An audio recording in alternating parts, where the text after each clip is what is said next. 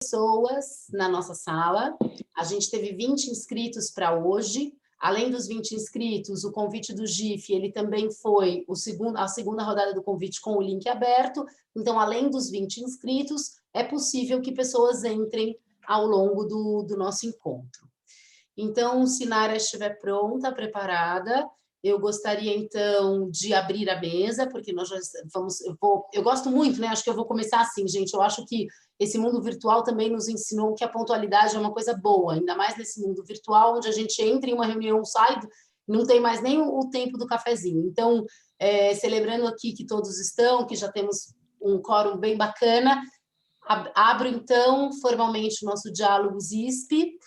O Diálogos ISP é uma metodologia que o GIF usa. Nós temos 3 formas de fazer encontros, nós temos muitas formas de fazer encontros, mas para aqueles temas que são temas contemporâneos, temas que circulam a rede, temas que os nossos associados trazem com muita importância, temas esses que ainda não se transformaram numa rede temática ou num grupo mais perene, a gente fomenta essa discussão e traz esses temas relevantes para que a gente possa, enfim, juntar insumos para que a gente siga nessa discussão, né? Então, nós temos os happy hours, os cafés da manhã, e nós temos também isso que a gente chama de diálogos ISP. Então, hoje, abrindo o primeiro diálogo ISP de 2021, a gente tem o diálogo em parceria com a Secretaria de Estado de Desenvolvimento Social de São Paulo, colaboração para a proteção social e inclusão produtiva em São Paulo. Esse será o tema de hoje, então eu agradeço a todos e todas, sejam muito bem-vindos. Eu vou passar a palavra para a Neca fazer uma abertura pelo GIF, a Neca Setúbal é nossa presidente, e ela fará, então, só uma pequena abertura para a gente, né, Neca? Muito obrigada. Isso. Obrigada, bom dia a todos e a todas. Muito bom estar aqui nesse primeiro Diálogos do Investimento Social Privado, que a gente tem feito, como a Camila falou, pelo GIF, e eu tenho falado, e a gente no GIF tem reforçado bastante a importância das fundações que atuam em setores diferentes, da gente poder fazer uma articulação com a assistência social, né? Eu acho que a pandemia mostrou de uma forma muito clara, concreta e dramática a importância de que a assistência social seja um eixo transversal nas nossas atuações, né? Então, se atuamos com educação, com saúde, com cultura, não importa o setor que a gente possa estar atuando enquanto fundação, mas a importância fundamental de que todas as nossas iniciativas, ou a maior parte das nossas iniciativas, possam estar articuladas com a questão da assistência social.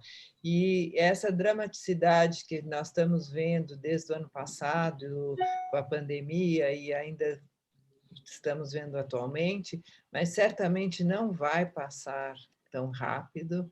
Então, isso é uma questão que a gente tem que assimilar e se apropriar, porque eu acho que o investimento social privado acabou se contrapondo a um olhar muito assistencial, da caridade, tudo no início dos anos 90, e com isso, de alguma forma, acabamos nos distanciando da assistência social. Então, obviamente, que eu não estou falando aqui que a gente tem que voltar para esse olhar de caridade, mas a gente tem, sim, que se apropriar de um olhar cidadão para assistência social e que muitas vezes tem uma questão realmente emergencial de fome, mas não é só isso.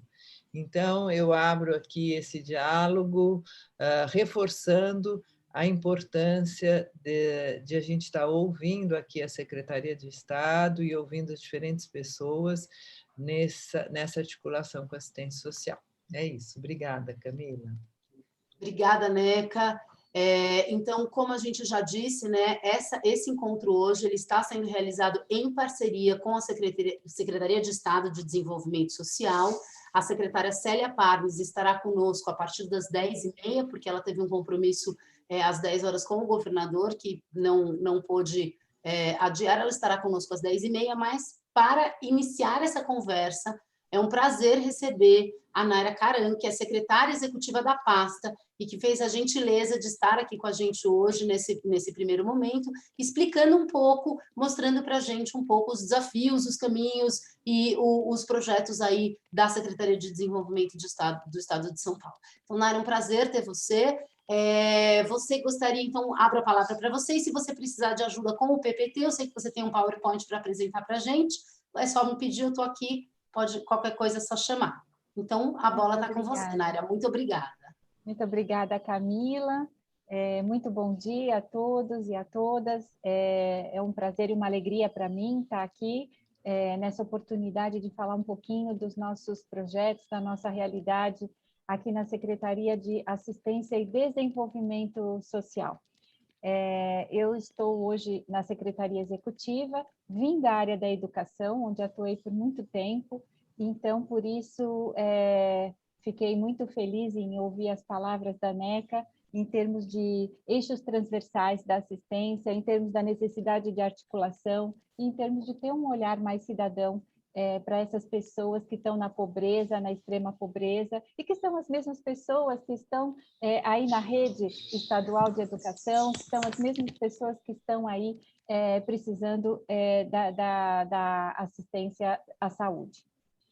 Eu trouxe um PPT aqui somente para balizar minha fala um pouquinho, mas como o próprio nome do encontro diz, né, são diálogos ISP, então estou aqui, então por favor se sintam à vontade para me interromper, fazer perguntas. Camila, quanto tempo eu tenho? Olha, eu falando com o microfone mutado, desculpa. A ideia, o que a Célia me passou, é que você faria uma apresentação inicial que tem por volta de 20 minutos e que aí ela chega e te complementa nessa fala. E a ideia, a gente aproveitando o gancho, é um diálogo. Então, a ideia aqui é troca, é a gente papear e poder aproveitar, né, da participação delas. Então, é isso. Ótimo, ótimo. Eu vou aqui compartilhar minha tela e vocês me avisem, por favor, para ver se vocês estão vendo. Vamos lá. Deu Isso certo? mesmo. Nara, deu super certo. Pode ir. Então, ok. Aqui na Secretaria, nós somos responsáveis por 3 políticas. A política de assistência e desenvolvimento social, a política de segurança alimentar e nutricional e a política sobre drogas. Nós fizemos um recorte aqui hoje para falar um pouquinho de proteção social. Então, é uma parte do que nós fazemos, só para ficar aqui clara todo o escopo de atuação da nossa secretaria. Deixa eu ver que não está, o slide não está caminhando aqui. Se você for no seu computador no page down, você consegue. Então, é isso que não está. Ah, boa, foi na flash. Eu vou por aqui, agora foi.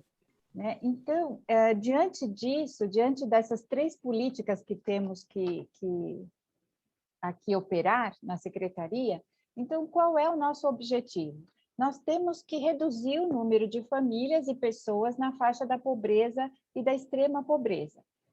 Eu não sei se é do conhecimento de todos, mas atualmente nós temos quase 1/4, quer dizer, 25% das pessoas no estado de São Paulo estão cadastradas no Cadastro Único, que é o cadastro que aí congrega, né, todas as pessoas que estão na condição da pobreza, da extrema pobreza, as pessoas que são beneficiárias de programas de assistência social.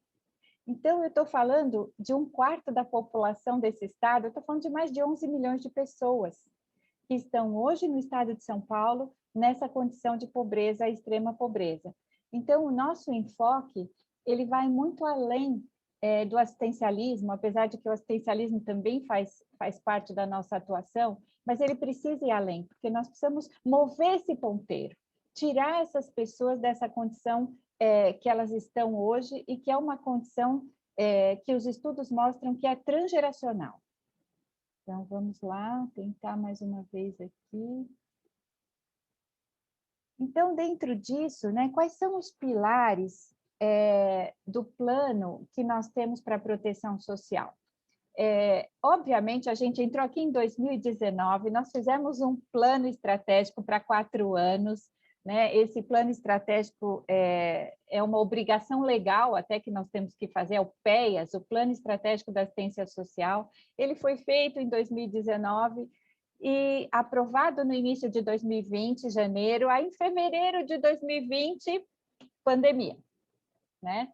E a pandemia veio, como todo mundo sabe, veio não só trouxe à tona, como acrescentou ainda outras vulnerabilidades sobre aquelas que já existiam, e nos fez dar respostas muito rápidas, né, para condições que não estavam previstas.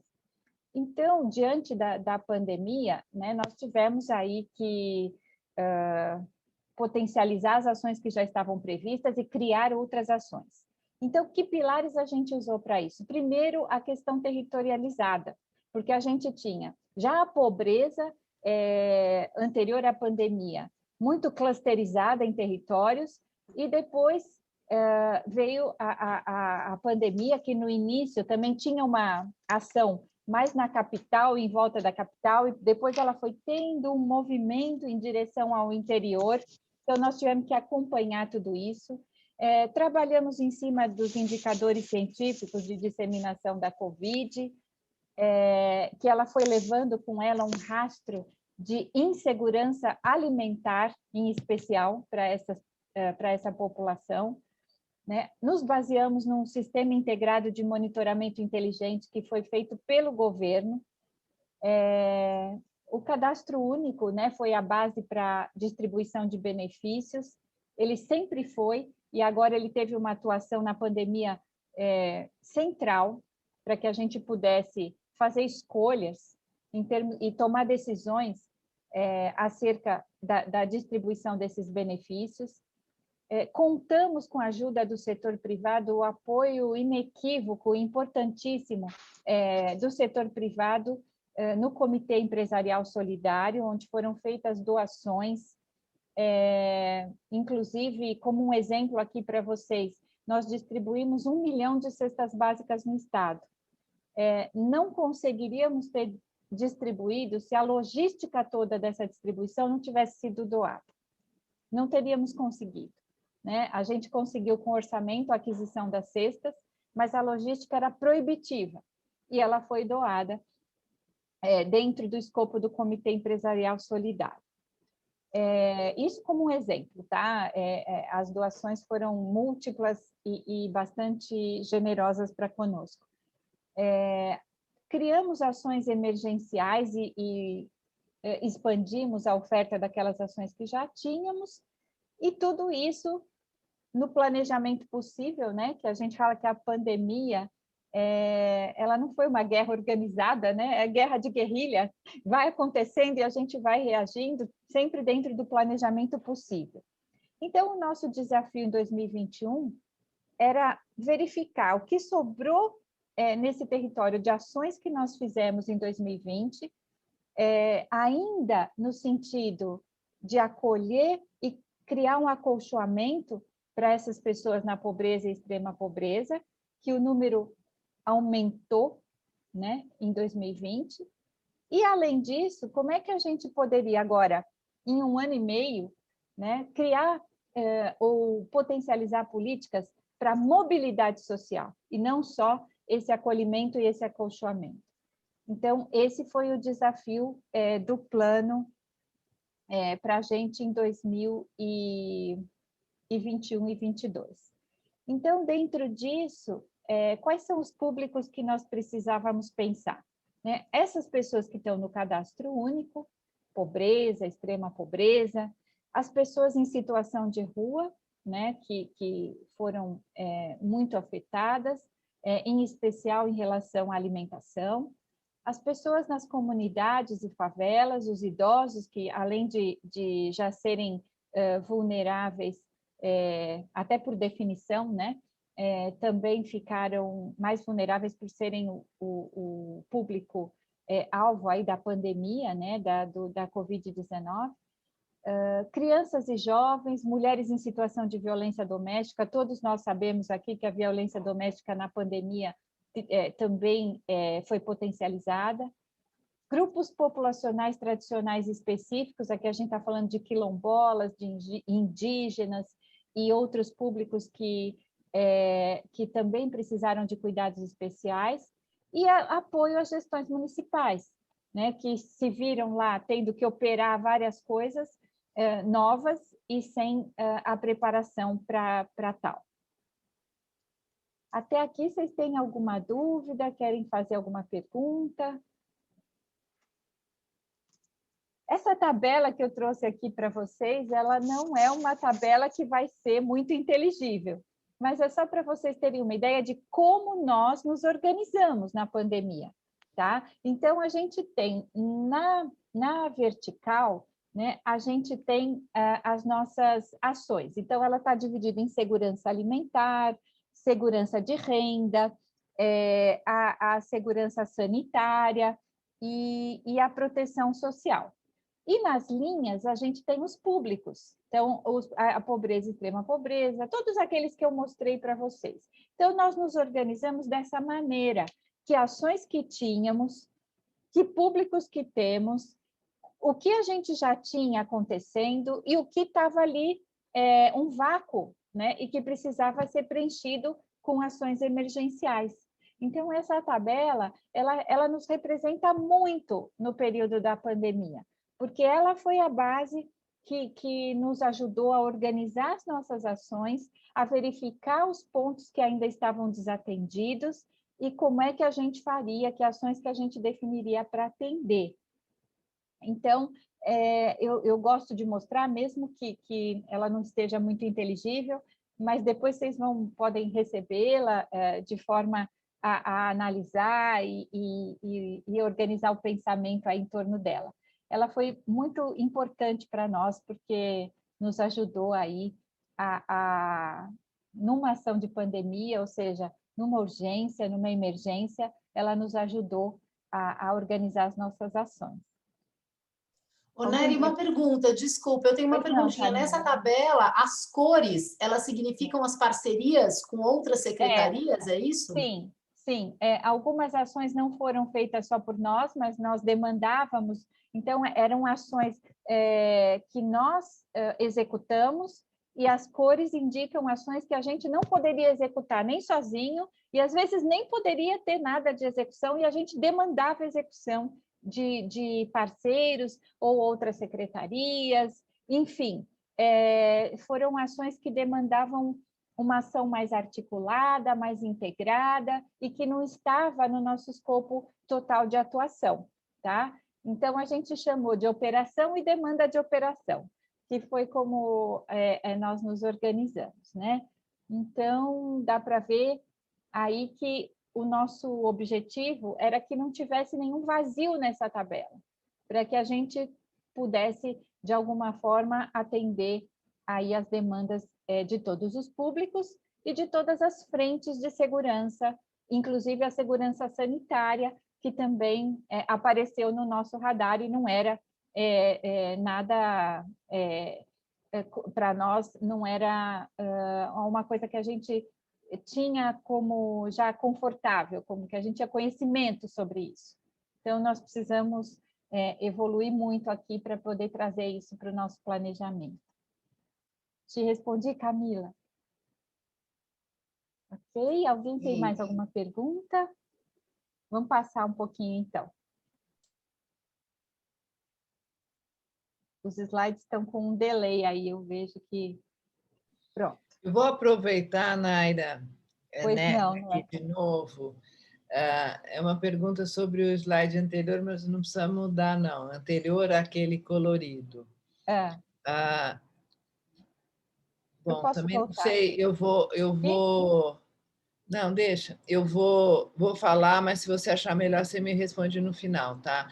Era sobre o cadastro único, que você colocou aí como um dos pontos importantes. E, sim, por outro lado, eu também ouvi muito, porque a gente, tanto a Fundação TID como outras fundações, a dificuldade de que esse cadastro único estivesse atualizado ou diferentes cadastros com linguagens diferentes, então muito difícil que isso fosse, enfim, que funcionasse de uma forma mais efetiva. Então, eu queria te ouvir um pouco sobre isso e também, quando eu falei no começo, e aí você está falando foco nos territórios, se tem alguma uma política com uma ação direcionada à articulação nos territórios com os outros setores, porque eu não ouvi isso, mas também se você quiser me responder no final, tudo bem, tá? Não, não, eu acho que é um parênteses muito válido falar do cadastro único, porque ele é, ao mesmo tempo, o grande trunfo que nós temos e a maior dificuldade. A dificuldade vem porque a gestão do cadastro é federal e a operação do cadastro é municipal. Então, nós dependemos que o município faça um trabalho de busca ativa de famílias, de correto cadastramento, de deixar o cadastro com informações precisas e atualizadas, né? E isso é uma das nossas maiores dificuldades. E aí a gente pensa o seguinte, o município, a política de assistência social no município, ela ainda ela é frágil. Então, o CRAS, os CREAS, que são equipamentos que fazem esse cadastramento, eles geralmente têm poucas pessoas, pouco quadro de pessoal, e às vezes tem uma pessoa, e essa pessoa fica, então, ali atrás do computador, a família tem que vir, ou a pessoa tem que vir para buscar o cadastramento. Então, não há uma ação ativa para buscar essas pessoas onde elas estão, nas suas casas, e fazer esse cadastramento. Então, o que acontece? A gente pode ficar com uma visão míope da pobreza naquele território. Então, o que nós percebemos? Municípios, vou citar um exemplo aqui de Jundiaí, né? A gente fala, nossa, Jundiaí parece um município, São José dos Campos, ricos em termos aí comparativos com outros municípios em São Paulo. E quando a gente olha a população na pobreza nesses municípios, a gente vê um cadastramento muito grande. O que é isso? A política de assistência social nesses municípios é forte, as equipes são fortes, eles têm uma ação ativa de cadastramento, então eles têm, geralmente, né, um número de pessoas na pobreza e na extrema pobreza cadastradas muito maior do que municípios que são reconhecidamente mais vulneráveis, mas não têm um sistema de cadastramento eficiente. Sim, Né? mas e ainda nisso, então, que eu entendo, acho que isso realmente é uma das questões, né? Mas eu acho que outra, na área que saiu muito forte durante a pandemia também, por muitas falas, foi como nas grandes cidades, aí eu estou falando especialmente Rio, Recife, São Paulo, as comunidades de favela ou periféricas não estavam cadastradas, quer dizer, o Estado não conhecia essas... Isso. Um contingente enorme de pessoas que estavam na pobreza e na extrema pobreza, né? E estando fora do cadastro único, está fora da rede de proteção social. E Esses são os tornam-se famosos invisíveis. né? Que foi o que a gente falou. Então, Exatamente. a minha pergunta, mas eu não quero ficar aqui ocupando tempo, tá? Você tem a sua apresentação. Não, imagina. A minha pergunta é: o que a secretaria está fazendo para conseguir ampliar esse cadastramento dessas populações que estavam invisíveis e que estão na extrema pobreza? Então, assim, como enquanto secretaria, aperfeiçoar esse cadastro, que, como você falou, é um ganho, mas é um problema ao mesmo tempo. Isso. Eu vou falar sobre isso depois, quando eu estiver falando dos programas, mas a gente, basicamente, tem que seguir em duas linhas. Uma usando a tecnologia e a outra financiando equipes para os CRAS. Tá? Então, basicamente, a gente está trabalhando com essas duas linhas. E aí depois eu falo um pouquinho mais sobre isso, entro um pouquinho mais no detalhe, inclusive da tecnologia, tá? Deixa eu ver aqui. Então, vamos lá. Diante desse quadro todo que se apresentou para nós em 2020, nós recuperamos alguma coisa do nosso planejamento inicial e criamos outras coisas novas. Dentro da proteção social, o que nós fizemos são 2 programas, que um é chamado Mais Proteção e o outro é o Acolhe SP. O Mais Proteção, ele tem um foco em ampliar a oferta de serviços do município. Então, quando eu estou falando em oferta de serviço, é porque a assistência social ela é regulada pelo SUAS, e o SUAS é regulado por equipamentos e serviços que são disponibilizados nesses equipamentos. O que são equipamentos? O CRAS, o CREAS e os centros POP, que é voltado à pessoa em situação de rua. E nesses equipamentos são disponibilizados alguns serviços. Então, o que nós precisamos? Nós precisamos ampliar a cobertura dessa rede. Eu tenho que ter um CRAS pelo menos um CRAS em cada município, eu tenho que ter CREAS que atendam a um território, em especial dos municípios de pequeno porte, e eu tenho que disponibilizar nesses equipamentos serviços que aqui nós estamos com 2 focos, que é a pessoa com deficiência e a pessoa idosa. Então, aqui eu já vou responder um pouquinho mais, entrar no detalhe da pergunta da Neca.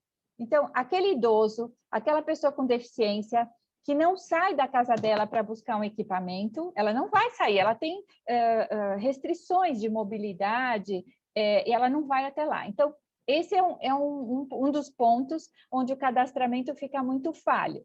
Então, aqui, o que nós estamos fazendo com o Mais Proteção?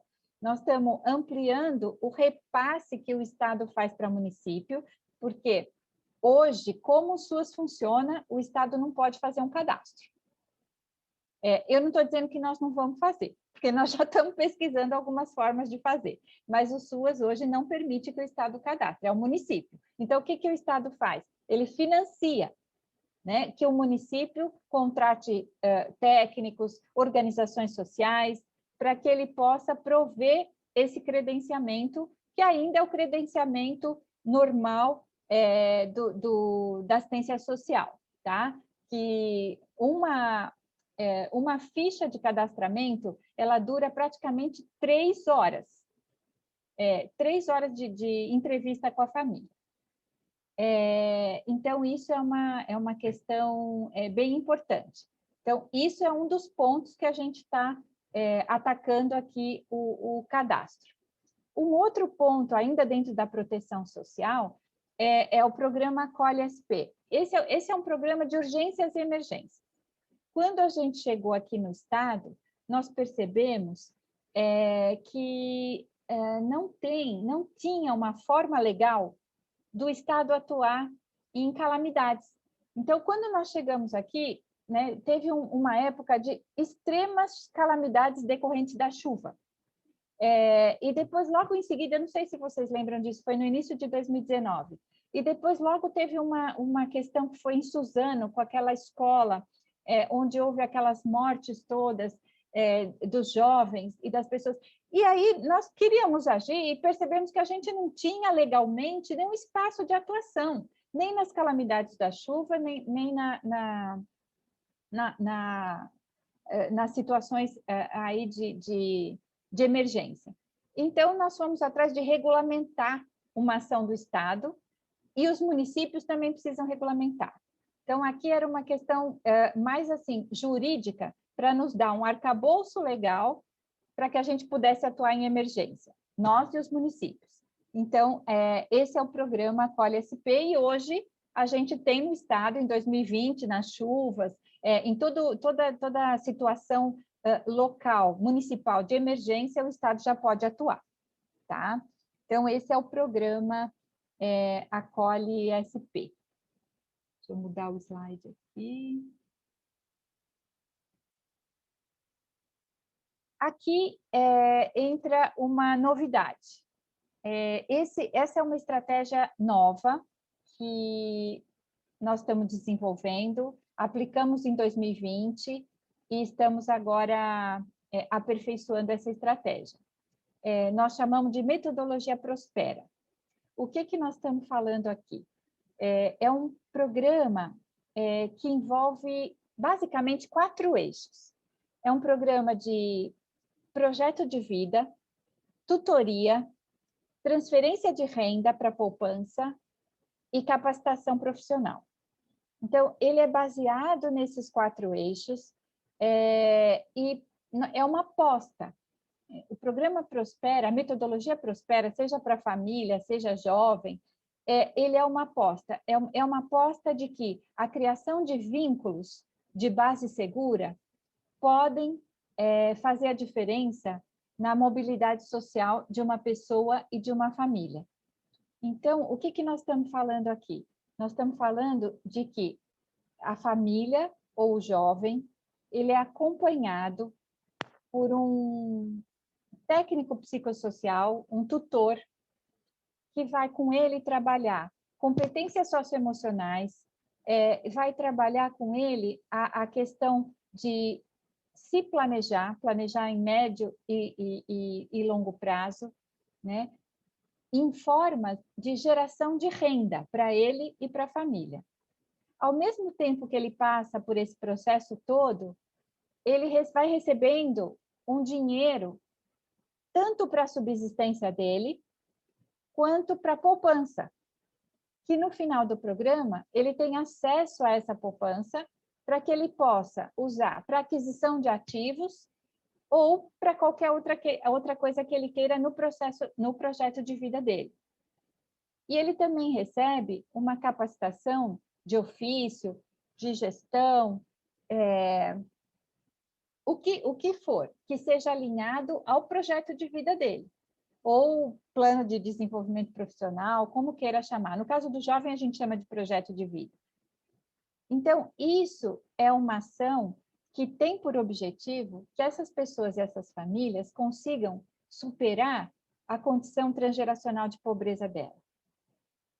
A gente está no Prospera Família, o público-alvo são famílias monoparentais, quer seja chefiado por mulheres ou homens, não importa, que estejam na extrema pobreza e que tenham na sua constituição crianças de 0 a 6 anos. Porque, além de tudo, a gente trabalha de forma integrada com as questões da parentalidade saudável e da construção de um vínculo seguro do cuidador e da criança, tá? Então, é um programa de atenção integral à família.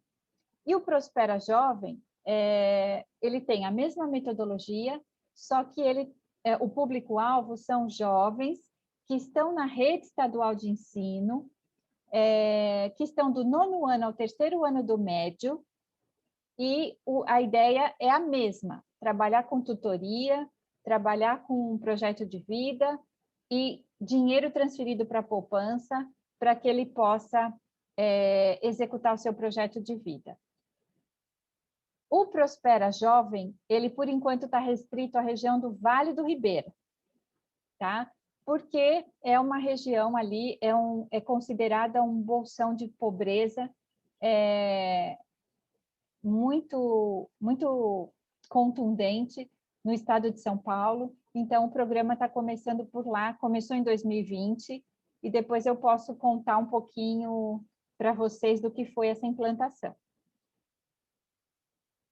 O programa Travessia, ele tem um foco muito específico para a população em situação de rua.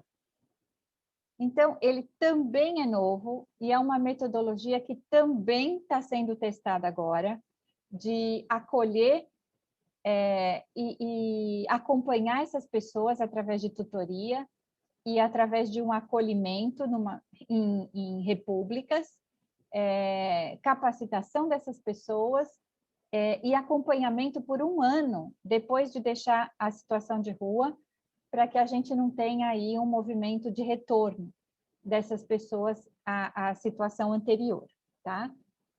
e também a gestão de programas federais que a gente tem aqui na Secretaria, que nos cabe aí no Estado de São Paulo, gerir Bolsa Família, BPC, e outros programas, Criança Feliz e outros programas que são do Ministério da Cidadania. Mais duas iniciativas aqui de promoção de mobilidade social, que é o Impulsiona SP. O Impulsiona SP nada mais é do que aproximar duas políticas, desenvolvimento econômico e desenvolvimento social. Então, o que a gente faz aqui? A gente pega as nossas pessoas que são do CAD único, aquelas pessoas que o município conhece, que estão na condição de renda zero ou próxima de zero, e tenta colocar essas pessoas como público-alvo dos programas da Secretaria de Desenvolvimento Econômico. Então, nós temos os PATs, que são os programas de inclusão, de acesso ao trabalho, de acesso à renda, de acesso ao mundo do emprego, de acesso à capacitação profissional que tem no desenvolvimento econômico, e a gente linka isso com os nossos CRAs.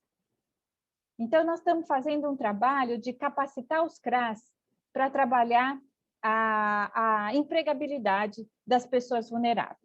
Tá? Esse é o Impulsiona SP.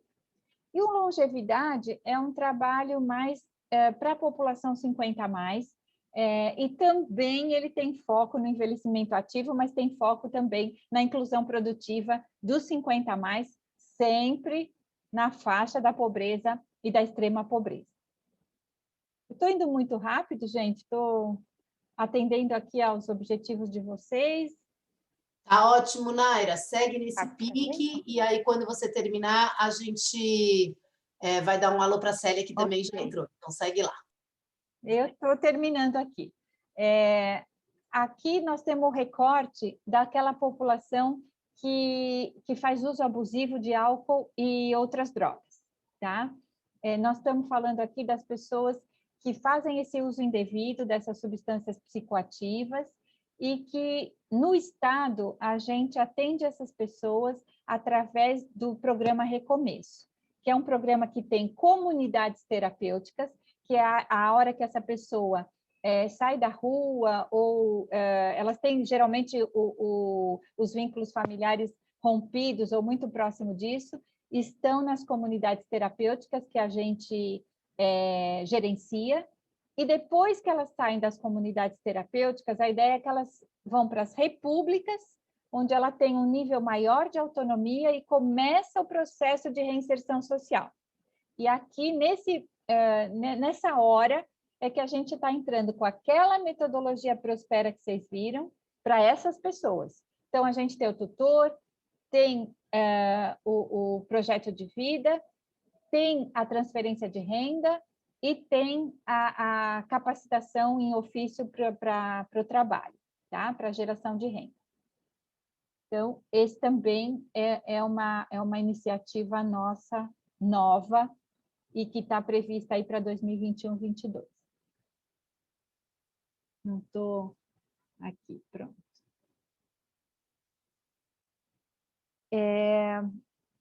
Então, gente, dentro disso, esse é o recorte que nós fizemos de proteção social para trazer aqui para vocês, para abrir o diálogo, né, em termos do que a gente fez com esse recorte da pandemia e o que nós estamos pensando em 21 e 22 para lidar com essa questão ainda vulnerável trazida por esse contexto, mas também provocar aí programas que possam levar a mobilidade social, possam levar uma condição de enxergar a potencialidade dentro da vulnerabilidade, que é a ideia da metodologia Prospera.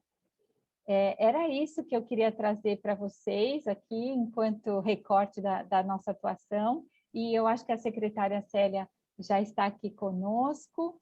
Eu quero agradecer aqui a oportunidade, agradecer a Camila, agradecer a NECA Setúbal por essa oportunidade aqui, e estou à disposição para responder as perguntas. Acho que a secretária Célia já está conosco.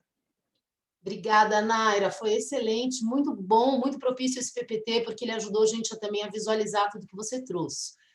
Achei muito interessante esse olhar transgeracional, né, que vocês colocam, porque é isso, os problemas eles são complexos, sistêmicos, e eles pedem os desafios são de longo prazo, né? Então, Célia, eu queria saudar a sua entrada, queria te agradecer a participação, queria também te convidar a abrir o microfone, dar um oi para a gente. E aí, após essa fala da Célia, gente, a ideia agora é que a gente pergunte, que a gente dialogue. Estamos aqui num grupo de investidores sociais do GIF, né, associados do GIF. Então, muito interessante essa possibilidade de troca. Célia, muito bem-vinda, obrigada por estar conosco. Obrigada, Camila. Naira, muito obrigada. Foi espetacular, tenho certeza. Só peguei o finzinho, mas eu conheço a qualidade do trabalho e a profundidade do trabalho da Naira, então agradeço por ter me ajudado aqui nessa sobreposição de compromissos aí. E eu agradeço. A cada um dos presentes, a Inês, que fez essa ponte, Camila, todos que me ajudaram aqui a fazer essa interlocução, que eu acho que é tão importante, não só em momentos de pandemia, mas foi uma coisa que eu falei no meu primeiro contato com a Inês, que é a solidão de quem está na gestão pública. É muito engraçado. Eu tenho uma trajetória de terceiro setor e de segundo setor. Na verdade, inversamente, na posição inversa. Uma trajetória de segundo setor e de terceiro setor. E a gente sente, tanto no segundo quanto no terceiro, um distanciamento da gestão pública. E na gestão pública a gente sente o distanciamento também. E aí eu achei que essa não precisava ser uma máxima e que a gente pode promover essa aproximação e esse diálogo.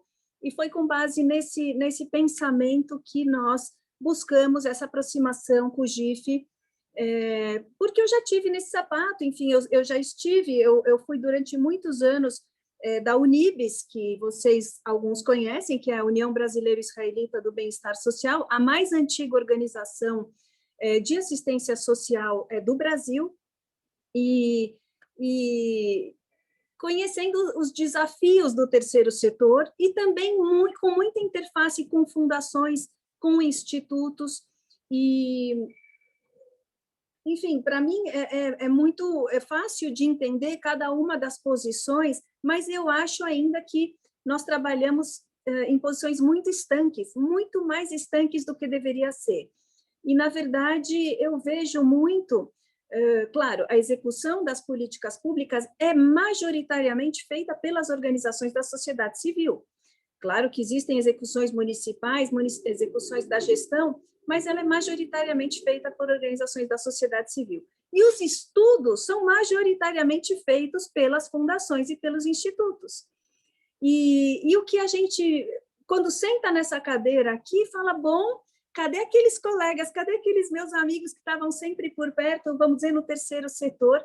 E aí tem uma distância enorme também de uma rotina que é muito intensa, de muitos temas, de muitas secretarias que atuam com programas convergentes, com intersecções, com o perfil de cada um dos gestores e cada um dos secretários que ocupa essas pastas. E, para mim, pelo menos, 2019 foi um ano de grandes descobertas, porque eu não venho do setor público, e essa foi até uma das linhas de atuação do governador João Dória, que foi colocar secretários de suas áreas, e não acomodações políticas. E, como eu não vinha do setor público, eu tive também um ano de intenso aprendizado, de intensa interface com outras esferas do poder público, mas eu me ressenti muito da distância do terceiro e do segundo setor.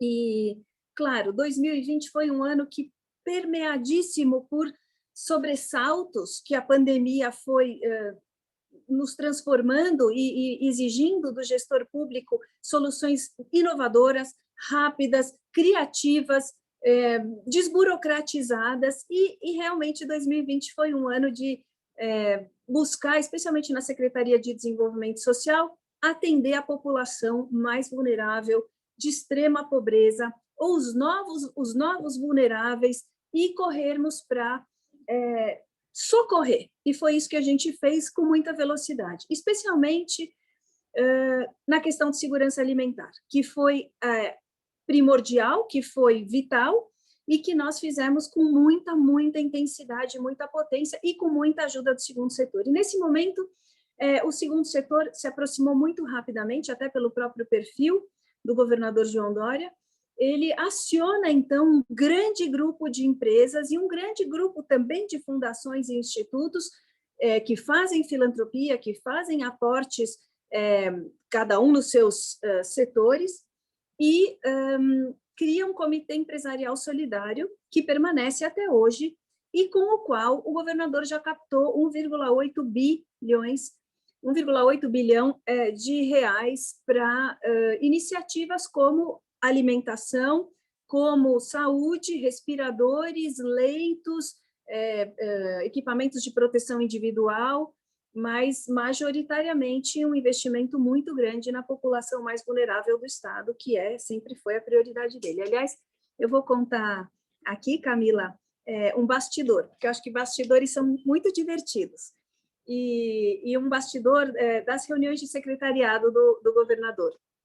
E ele sempre começa as reuniões de secretariado dele, deixa eu ver se eu consigo colocar todo mundo na tela.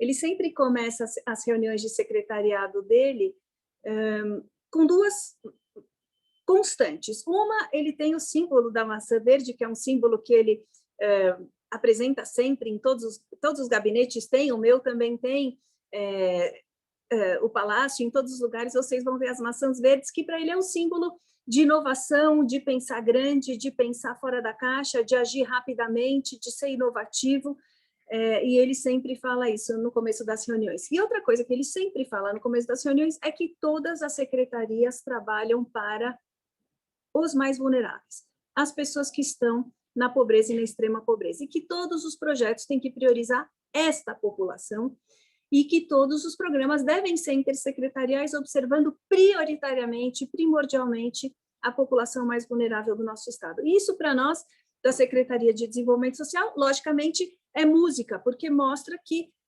é o recorte da população que nós estamos atendendo, que é prioridade da gestão superior do governo do Estado.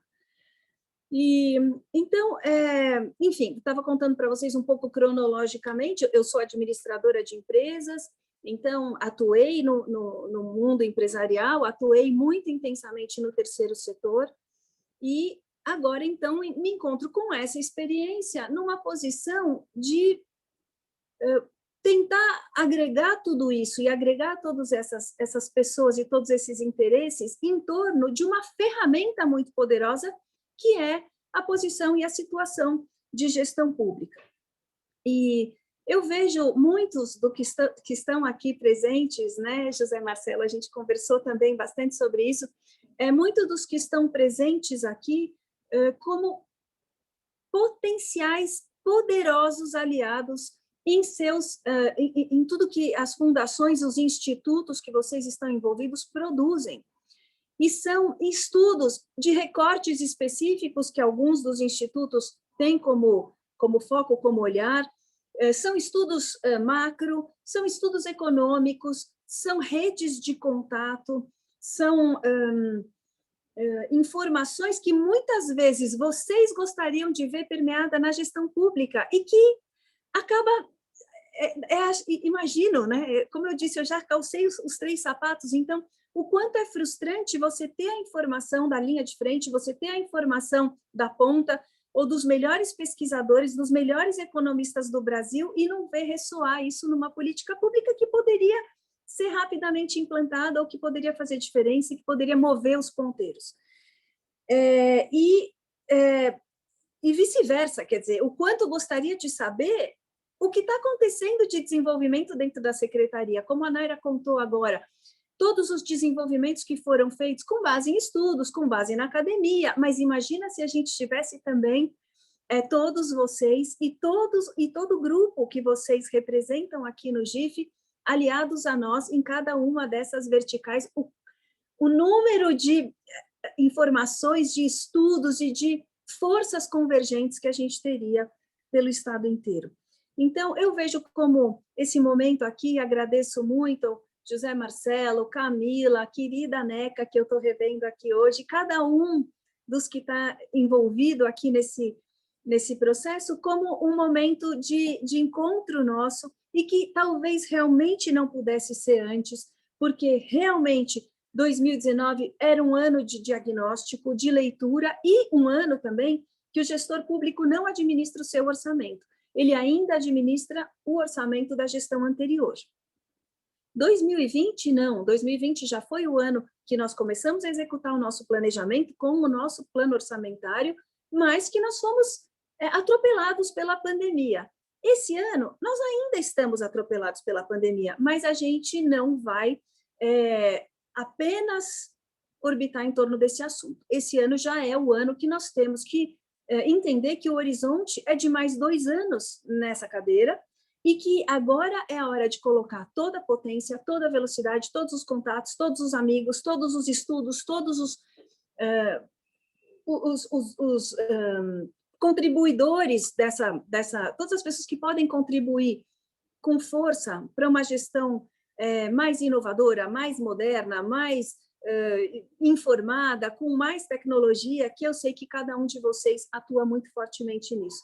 Então, eram minhas palavras, eu estou muito contente de estar nesse fórum hoje e de poder abrir as portas da secretaria, como o GIF me abriu as portas também para esse momento, e entendeu a angústia de um gestor público e a solidão, muitas vezes, de um gestor público frente a tantos estudos que eu vejo que saem de cada uma das instituições de vocês. Eu estou vendo aqui a Natália da Arimax, que fez um trabalho incrível de inclusão produtiva, profundo, e que nós vimos pronto e está sendo utilizado, e a Naira utiliza, e eu sei que isso, vocês fazem parte desse nosso fórum, mas isso não permeia com todos os institutos e fundações, e isso eu acho que tem que acontecer assim, até para o bom uso de tudo que vocês desenvolvem em cada uma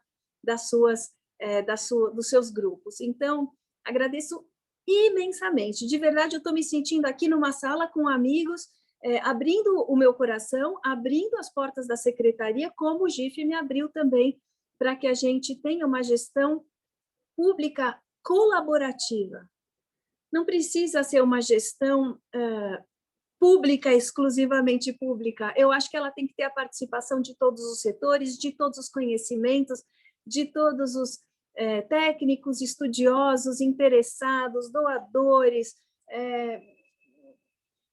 todos que se interessam pelo tema que é tão caro a todos nós, que é a população mais frágil e mais vulnerável do nosso estado. Então, com isso eu encerro agradecendo muito. Realmente estou me sentindo feliz e muito à vontade aqui com vocês.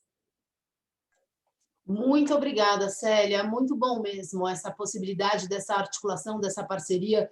O GIF, ele é conector, né? O GIF é uma plataforma que busca conectar esses diferentes setores, e na ideia de que é muito mais forte se trabalhar no setor público, setor privado e organizações da sociedade civil em parceria. Então, um pouco é o mote desse nosso encontro. Muito obrigada por suas palavras.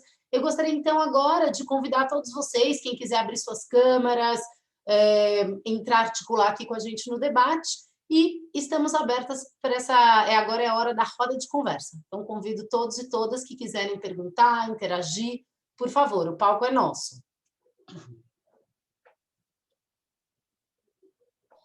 Camila, eu vou começar de novo, desculpe aqui ocupar, não vou mais falar, que eu já fiz minhas intervenções com a Naira, mas só para dar pessoalmente um bem-vindo à Célia, muito bom estar aqui com você, Célia, e imagino bem essa solidão aí, não é fácil, mas muito bom essa sua disponibilidade para o diálogo.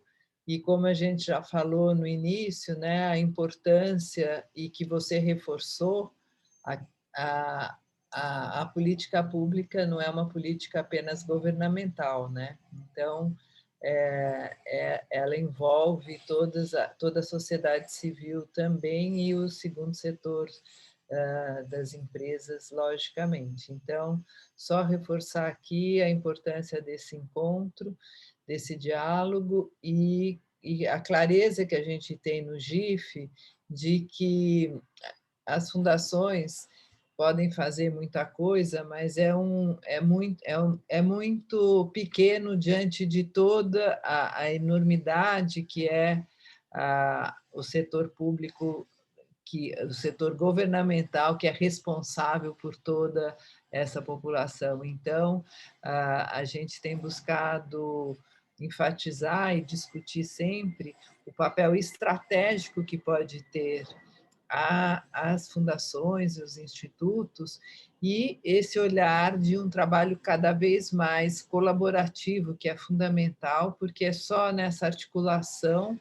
com o setor público que a gente vai ganhar escala. Então, só para te dar aqui pessoalmente o bem-vindo em nome do GIF também, tá? Obrigada. Obrigada, Neca. Obrigada pela tua compreensão. É isso mesmo. Esse era o sentimento que eu queria dividir com vocês.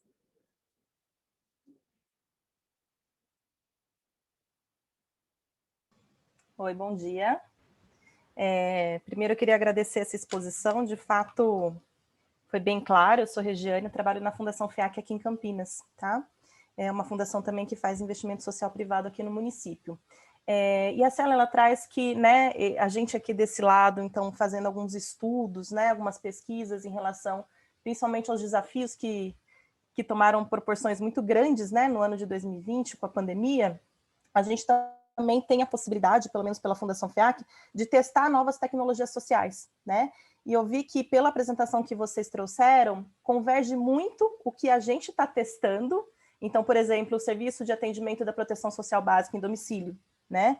Que a gente falou, bom, vamos inverter essa lógica, né, da pessoa com deficiência não ficar dentro das instituições, e sim começar a atender, tirar essas pessoas do isolamento, né? E a gente está testando, por exemplo, este projeto, né, com uma fundação aqui em Campinas também, há 3 anos, e a gente já tem resultados muito expressivos. Então, quanto a gente também tem essa possibilidade de testar novas tecnologias sociais, bem como dessa parte da inclusão socioprodutiva.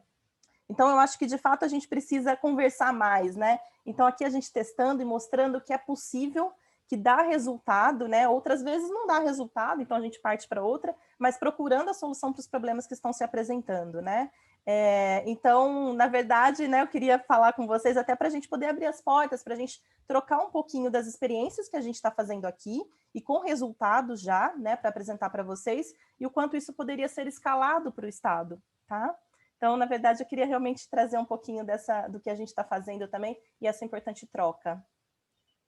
Regiane, legal, muito legal. Eu acho que isso é mais um produto dessa nossa interlocução, que são os pilotos. Experiências que são feitas num determinado município, com um determinado recorte, e que servem muito bem de piloto, de estudo, de análise para projetos novos. A gente fez isso aqui na Secretaria. A gente está criando programas muito rapidamente com base em pilotos que a gente faz segmentado, faz como o Prospera Jovem, que a Naira contou, que está sendo exclusivamente no Vale do Ribeira, e depois, baseado nesse sucesso, a gente replica rapidamente. E realmente, aqui nessa gestão, a gente criou programas numa velocidade que é raro de se ver. Normalmente, cada gestão cria a gente tem aqui programas que foram criados há 20 anos atrás, poucos programas, muito poucos que tinham sido criados recentemente. E isso a gente fez aqui numa velocidade, e mesmo com pandemia e com tudo pelo meio, as áreas de inovação e de estratégia não deixaram de fazer seus pilotos e de consequentemente, criar esses novos programas, porque a sociedade é muito contemporânea, muda muito rapidamente, tem demandas muito atuais, ano a ano. É impressionante como tudo, o idoso de hoje nem tem nada a ver com o idoso de 10 anos atrás. Então, um programa que nós tínhamos, por exemplo, de 12 anos atrás para idoso, a gente acha que ele tem que ser renovado, ele tem que ter inclusão digital, até para o idoso falar com os netos, com os filhos, no Facebook, enfim, não importa, além da questão da inclusão produtiva, porque a gente acha muito estranho que idoso chame idoso a partir dos 60 anos. Então, enfim, uma série de estudos que estão sendo feitos aqui e repensados. Então, agradeço você ter disponibilizado os seus pilotos para nós em Campinas, porque eu acho que isso e também dá exposição para um trabalho que vocês fazem e nos ajudam a embasar leituras e mudanças na nossa própria forma de atuação, que é um grande naviozão. Então, quando a gente pega um barco um pouco menor que já mudou o rumo, fica muito mais fácil para a gente. Obrigada, viu, Regiane? Excelente intervenção. Vamos fazer essa ponte. Bom dia a todos. Obrigada, Célia. Obrigada, Naira, pelo reconhecimento da pesquisa da Arimax. É muito bom saber que a gente está contribuindo com diferentes esferas, né? Não só com o terceiro setor, mas com o setor público também. A Naira, inclusive, tem contato com a Viviane, com a Célia, com a Gisela no Sebrae. Então, acho que a gente já tem uma interlocução com a secretaria e é ótimo acompanhar o trabalho de vocês.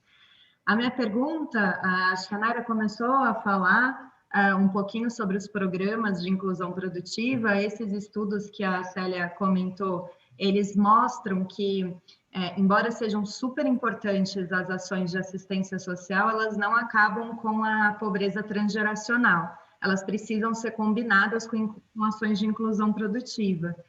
Então, eu queria entender um pouquinho como a Secretaria está olhando para isso, para combinar assistência social e inclusão produtiva e conseguir ter resultados de mais longo prazo para essas famílias ou jovens, que eu vi que tem os públicos diferentes.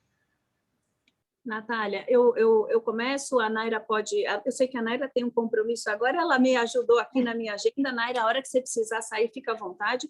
Eu só vou fazer uma introdução à sua resposta, e acho que a Naira tem todos os dados, inclusive, sobre isso, mas os nossos programas de inclusão produtiva, o Impulsiona SP, o Prospera, que também é um programa de inclusão produtiva, no caso da Secretaria de Desenvolvimento Social, o recorte é exclusivamente famílias na pobreza e na extrema pobreza. Então, nós estamos pegando a faixa mais vulnerável e impulsionando para a autonomia, para a mobilidade social, para quem, inclusive respeitando, Natália, os dons, dotes ou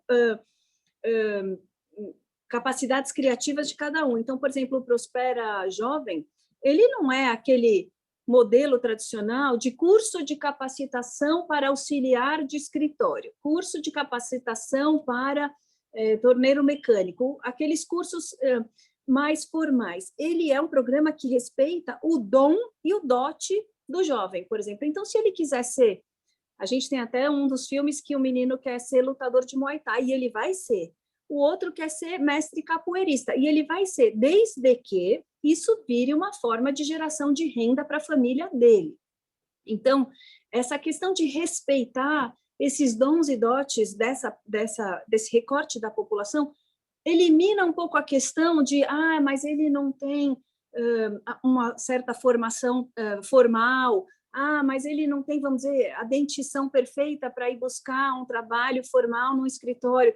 Então, assim, são programas formatados para a população extremamente vulnerável e que possa, sim, ver nas suas habilidades uma forma de geração de renda e, sim, daí mobilidade social. Então, todos esses programas, eles são focados em mobilidade social, não em geração de renda imediata, tanto que eles envolvem poupança, eles envolvem tutoria, eles envolvem bancarização, então eles envolvem retirar a pessoa do patamar que ela está e ela subir algum patamar. Não importa, essa mobilidade social não precisa ser alta, o degrau não precisa ser enorme, mas ele tem que ter um degrau e a pessoa tem que estar numa condição diferenciada. Então, os olhares são para uma população que é a mais vulnerável do nosso estado, com um entendimento desse altíssimo grau de vulnerabilidade. Não sei se a Naira quer complementar. Eu gostaria só de acrescentar um ponto. Eu acho que, Natália, o ponto, acho que a Viviane também está aqui, né? É um prazer falar com vocês. Nós estamos juntas, assim, nos estudos de inclusão produtiva, e eu acho que um ponto que é muito importante nessas iniciativas que a gente está testando, e, óbvio, a gente queria ouvir vocês também em relação a isso, é que não adianta, as iniciativas anteriores que a gente já acompanhou, não capacita o jovem ou alguém da família, ou transfere os programas tradicionais de transferência de renda, eles são necessários, mas não suficientes para criar um desenvolvimento, uma mobilidade que seja mínima, mas que seja sustentável. Sustentável para ele e sustentável nas próximas gerações. Então, para nós, esse é o grande nó. Então, nós criamos algumas hipóteses para trabalhar com isso. Então, uma dessas hipóteses o que a gente trouxe, que é o seguinte: a pessoa precisa ter suprido algumas necessidades básicas materiais dela. Então, ela precisa ter uma transferência de renda para subsistência e consumo. E se ela não tiver isso, a energia dela é voltada para isso. Ela não tem energia para pensar daqui a um mês. Eu não estou nem falando em longo prazo, estou falando daqui a um mês, daqui a uma semana. Se ela não tem dinheiro que ela tem para pôr a comida na mesa para as crianças, ela não tem condição de pensar em nada que não seja isso. Então, minimamente precisa de um acolchoamento. Essa é uma hipótese. Tá? Então, o programa ele envolve uma transferência de renda para consumo. Aí, sem ser isso.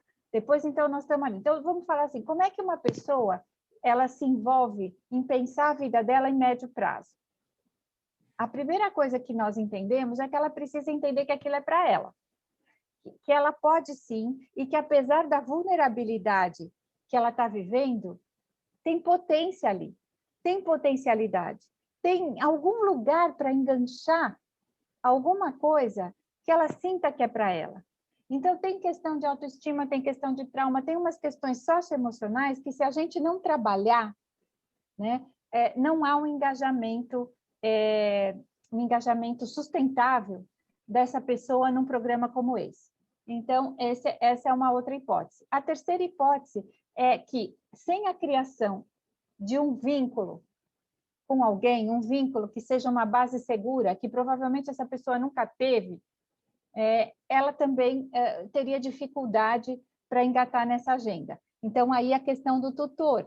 Então, a gente está financiando um tutor para cada conjunto de famílias, que vai lá na casa, que vai ver o que está acontecendo, que vai colocar aquela família na rede de proteção social, que vai ajudar aquela pessoa a ressignificar algumas coisas que estão acontecendo na vida dela. Então, sim, uma coisa muito ligada, uma vertente, uma perspectiva muito ligada à saúde emocional, mental e psíquica dessa pessoa que está entrando no programa. E, por último, né, a questão de que, se ela tem suprido as necessidades básicas minimamente ali, através da transferência de renda, se ela está se envolvendo e se engajando num projeto de vida, e se ela tem o apoio de um tutor que vai sim segurar na mão dela até que ela se sinta firme para soltar, então a gente pode falar aí começar a falar em médio prazo, em poupança, começar a falar de que ela pode sim romper aquele ciclo, que a mãe dela não conseguiu, que a avó dela não conseguiu, mas que ela pode sim conseguir através de pensar a vida dela a médio prazo. Então, se ela tem um ofício e ela quer refinar esse ofício, ou se ela não tem um ofício e gostaria de ter, né, é aí que a gente entra fazendo uma mescla entre o que ela quer, precisa e tem vocação para, e o que aquele território onde ela mora tem de vocação. Porque isso também, não adianta ela aprender a fazer um ofício e não ter mercado, não ter acesso a mercado para gerar renda. Então, é preciso que a gente investigue as vocações territoriais para linkar o que ela pode fazer com aquilo que tem campo para ela, mercado para ela naquele território. Então, são hipóteses que a gente está criando, empacotando e testando, prototipando agora em relação à inclusão produtiva, Natália. Respostas a gente tem algumas, mas não todas ainda. Vamos procurá-las juntas. Com certeza. Obrigada.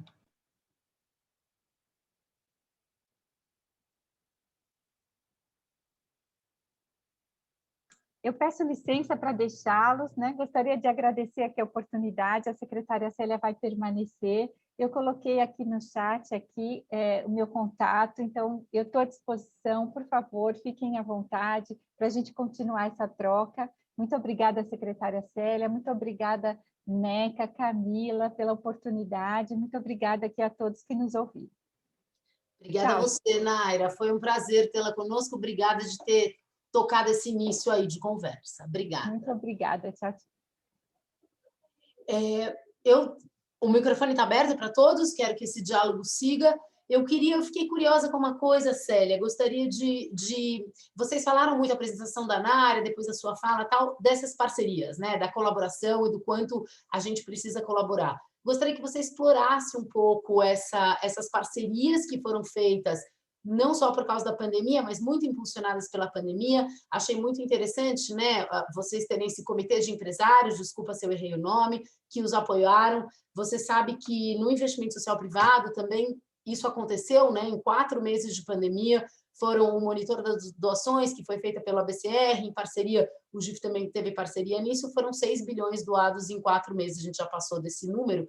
Enfim, e muito se discute dessa filantropia colaborativa, da colaboração entre o setor e intrasetorial. Gostaria muito de te ouvir sobre desafios, dificuldades, avanços.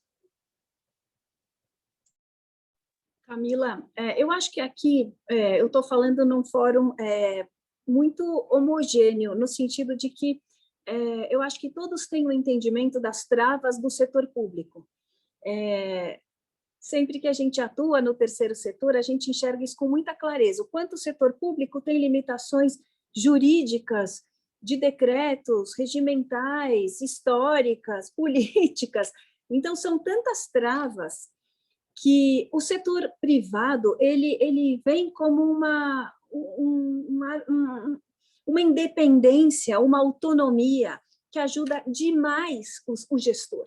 Nem todas as gestões procuraram tanta proximidade com o setor privado, mas essa gestão é extremamente próxima e busca essa aproximação com muita intensidade do setor privado. E eu não estou falando aqui de doação exclusivamente. É claro que na pandemia, de ambos os lados, quer dizer, todos queriam fazer esse aporte, queriam fazer essas contribuições e viram nas secretarias e no governo do Estado um veículo para os cadastros corretos. Então, assim, se você queria entregar para a população da extrema pobreza e não para algum líder comunitário, vamos dizer assim, você usava o cadastro do governo. E foi isso que aconteceu. Muitas organizações nos procuraram porque eles queriam chegar na casa das pessoas e não numa liderança comunitária, num determinado bairro que a gente sabe que atua num pedaço, às vezes não atua no outro, e que tem ali um vizinho que também poderia ser contemplado e não foi. Então, muitas organizações procuraram o governo justamente para conseguir chegar nos municípios, nas prefeituras, nos hospitais diretamente, sem passar por aqueles filtros de nichos, vamos dizer assim. Desculpa, acho que eu me perdi. Na sua pergunta foi quais são as oportunidades, né?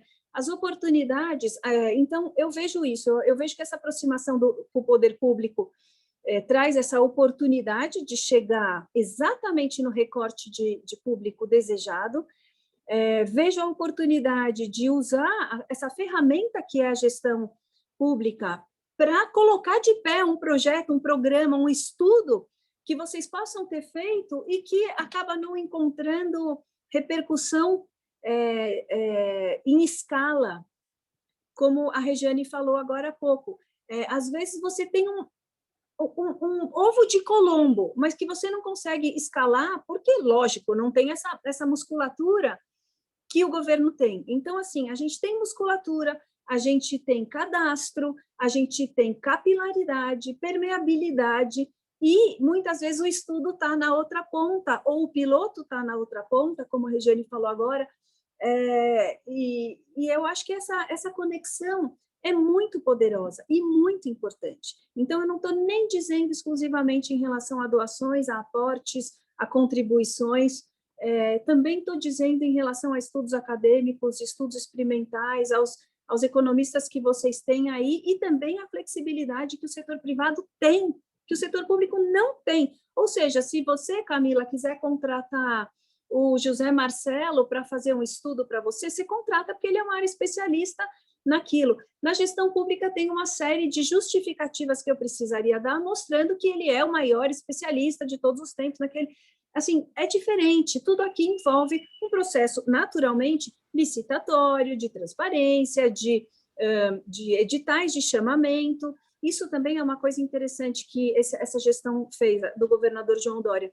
Todas as secretarias hoje têm editais de chamamento para receber esse tipo de doação de estudos, de profissionais, de doações de bens, que isso não tinha, as gestões anteriores não tinham. Então, hoje, se você quiser doar ou algum estudo, ou algum bem, ou alguma coisa para qualquer secretaria, todas elas têm editais de chamamento para receber essas doações muito bem estruturados, com muita transparência, com todas as questões jurídicas e legais para proteger tanto o gestor público de um recebimento de alguma coisa que não pode onerar o Estado, como do doador. Então, eu vejo, hoje em dia, uma janela enorme de oportunidade de aproximação com o setor privado. Camila, posso falar aqui? Então, acho ótimo, Célia, essa sua fala, porque nós temos insistido no GIF não só por essa articulação com o setor público, que é uma articulação que na área de educação já há muitos anos acontece, mas que ela possa ir para os outros setores também. E também, eu também tenho, enfim, no GIF, a gente tem enfatizado que nós, enquanto sociedade civil, fundações, institutos, temos uma lição de casa, que é aprender como é que é o funcionamento do setor público, que é o que você estava falando, por isso que eu estou aproveitando o gancho aqui. Porque muitas vezes a gente tem uma impaciência de falar, não, mas é muita burocracia, não sei o quê, e sem entender, e aí joga na burocracia vários pedaços que não necessariamente são de burocracia, alguns são mesmo, mas eu acho que a gente tem que entender, tem uma lição de casa para entender isso que você está falando e para ter resistência, persistência, sabe, e determinação, porque realmente não vai acontecer no mesmo ritmo do setor privado.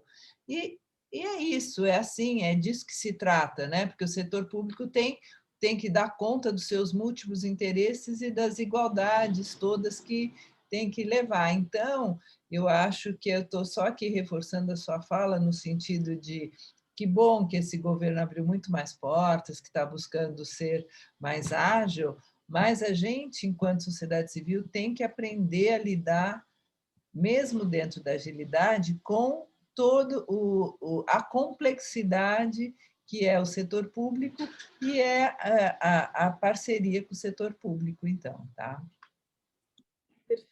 Perfeito, né, cara? Te agradeço, você tem razão. Como eu falei, eu já tive nos 3 sapatos, então para mim é fácil, mas também tem uma lição de casa nossa de buscar desburocratizar, de buscar digitalizar e de buscar, e eu acho que isso o João Dória fez muito bem, que é buscar velocidade. Não dá para nenhum processo levar 1 ano, 2 anos, é absurdo, até porque, vamos dizer, os recursos têm que chegar nas organizações sociais rapidamente, então nada deveria ser moroso e nem nada deveria ser tão burocrático. É claro que a burocracia tem o lado positivo, que é o lado da proteção, da transparência, mas ela não pode ser assim tão complexa e que envolva tantas esferas a ponto de atrasar o recurso de chegar na ponta, seja das organizações sociais, seja das pessoas na pobreza. Então, você tem toda a razão, tem que ter o entendimento, mas cabe a nós também agilizar isso, e eu acho que isso essa gestão é claramente permeada por velocidade. De verdade, não é só da boca para fora. Eu acho muito bacana isso, Célia, porque realmente até nós, né? Então, o GIF, nesse tempo de pandemia, nós criamos um projeto que se chama Emergência Covid GIF, e a partir do dia, não me lembro se foi dia 16 de março do ano passado, ou 23 de março, logo após a pandemia, os associados GIF começaram a se reunir semanalmente para trocar informações, se apoiarem, dúvidas e tal. E uma das coisas que isso... E aí vários processos colaborativos ao longo de 2020, né, como resposta à emergência, surgiram, enfim, o GIF segue nisso, criamos o site Sociedade Viva, que dá luz a todas as iniciativas da sociedade, o próprio Emergência continua, o monitor de doações, e assim foi. Mas essa fala de que a burocracia, o aprendizado da diminuição da burocracia para que processos mais ágeis aconteçam, realmente eu acho que é uma fala muito importante, chama muito a atenção. Uma outra coisa que a Neca trouxe um pouco, você trouxe um pouco também, né, esse diálogo com o poder público, essas parcerias com o poder público. A gente vem discutindo muito isso no GIF, temos uma rede temática de gestão pública, então, onde se discutem esses processos. E uma coisa que me chama muita atenção, são 2 pilares, né, que me chamam muita atenção sempre nessas discussões. Um deles você fala muito de inovação, então como que a gente também pensa em processos inovadores, de participação cidadã, né? Acho que esse apoio da cidadania e da participação cidadã ele é muito importante. E uma outra coisa que acho que foi Neca que trouxe também esse diálogo entre poder público e privado, que é a questão, como é que eu coloco isso, da dinâmica de afeto das narrativas, né? Então, todo o diálogo, essa construção de confiança, essa construção, e para além da confiança, das narrativas que se compreendam entre poder público e poder privado, eu acho também que é um outro ponto de atenção que a gente aprendeu muito neste ano que passou, que a gente vem aprendendo, mas que a gente segue aprendendo muito, né? Para além do respeito dos tempos, como colocou a Neca, eu acho que essa dinâmica de afeto dessas narrativas, como é que a gente constrói narrativas que se entendam e que provoquem essa teia de confiança tão fundamental para que as parcerias ocorram, né? Então, enfim, gente, isso aqui foi um pensamento, não é uma pergunta, foi um pensamento, mas eu gostaria de incentivá-los também a abrir o microfone. Eu acho muito oportuno ter a Célia Parnes aqui à disposição para a gente nesses minutinhos finais. Gostaria, então, de colocar aí o microfone, de convidá-los a interagir, a fazer alguma pergunta. E Célia, claro, se quiser comentar alguma das coisas que eu falei, fique à vontade. Não, eu só ia dizer que, como eu venho do terceiro setor e do segundo setor, esse afeto das narrativas, como você falou, para mim é muito fácil de desenroscar, vamos dizer, porque eu já tive nos sapatos todos e não venho do setor público. Então, eu acho que a narrativa, para mim, é muito fácil de traduzir, seja de onde ela vier, e hoje em dia, inclusive, vindo do setor público. Então, eu gostaria que vocês me enxergassem como um hub, inclusive de narrativas, inclusive de possibilidades. Camila, se quiser me convidar para algum desses grupos de desenvolvimento, que eu possa contribuir, ou que eu possa, que vocês queiram só que eu escute o que está sendo, ou a mim, ou algum dos técnicos da secretaria, eu me ofereço aqui como um hub, porque eu realmente tenho essas narrativas, essas 3 linguagens, não são narrativas, eu tenho essas 3 línguas no meu repertório. Então, se a gente falar segundo setor, eu sei do que a gente está falando. Se a gente falar terceiro, também sei do que a gente está falando. E hoje eu sei do que a gente está falando quando a gente se coloca no papel do governo. Então, essas 3 línguas eu consigo traduzir muito bem. Então, acho que essa é uma oportunidade. Muito legal, Célia. Eu certamente provocarei esses convites para vocês e para as pessoas aí da secretaria. Eu acho muito bacana essa possibilidade de diálogo, de ampliação de diálogo, sem dúvida nenhuma. Meus queridos, alguém? Uma pergunta, uma colocação?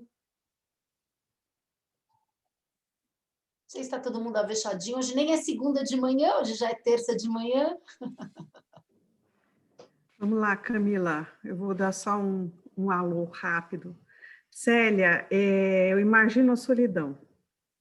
Então, eu queria começar falando de uma forma afetiva e calorosa, porque nós temos um amigo em comum, que é o Gabriel Zituni, de muitos anos, muitos anos.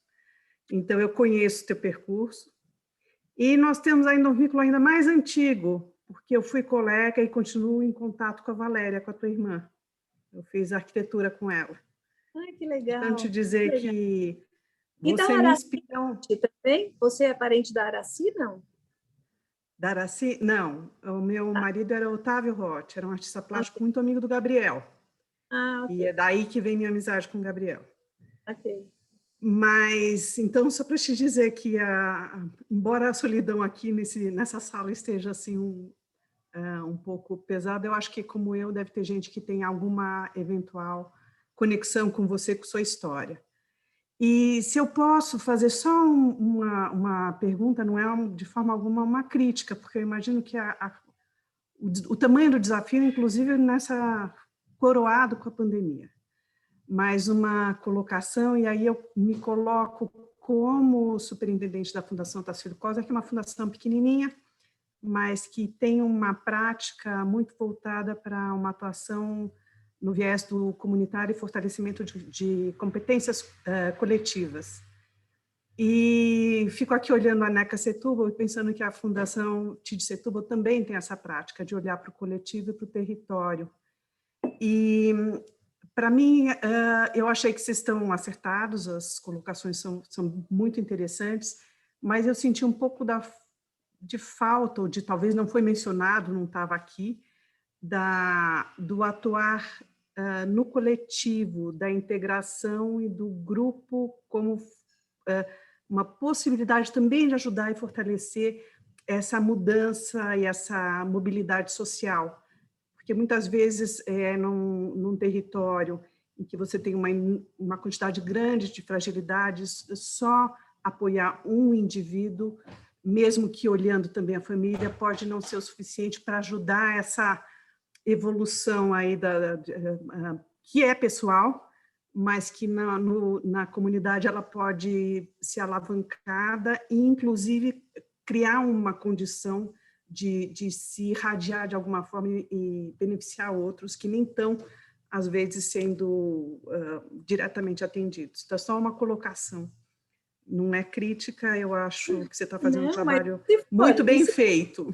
E se fosse crítica, não teria problema nenhum. Aliás, eu acho que esse fórum nosso aqui é um fórum que vai proporcionar sugestões, ideias e críticas. Lógico, eu acho ultra positivo. Não é crítica, porque eu não vi você questionando isso. Eu só achei que talvez nesta fala não surgiu.